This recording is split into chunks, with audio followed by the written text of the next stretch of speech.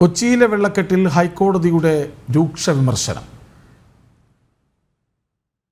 തലസ്ഥാനത്തെക്കാളും കഷ്ടമാകും കൊച്ചിയിലെ സ്ഥിതിയെന്ന് ജസ്റ്റിസ് ദേവൻ രാമേന്ദ്രൻ.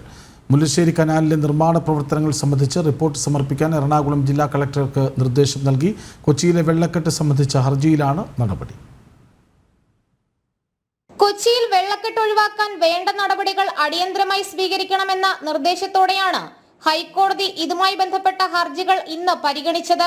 തിരുവനന്തപുരത്തെ സാഹചര്യം നോക്കൂ, അതിലും കഷ്ടമാകും കൊച്ചിയിലെ സ്ഥിതിയെന്നും ജസ്റ്റിസ് ദേവൻ രാമചന്ദ്രൻ വിമർശന സ്വരത്തിൽ പറഞ്ഞു.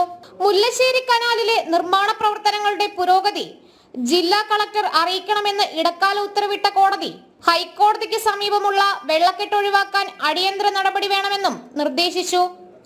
സമയബന്ധിതമായി ജോലികൾ പൂർത്തിയാക്കണമെന്നും കോടതി എടുത്തു പറഞ്ഞിട്ടുണ്ട്.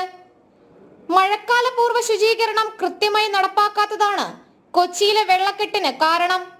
മുല്ലശ്ശേരി കനാലിലെ മാലിന്യം നീക്കി നീരൊഴുക്ക് തടസ്സം മാറ്റിയെങ്കിൽ മാത്രമേ ഇതിനൊരു പരിഹാരമുണ്ടാകൂ.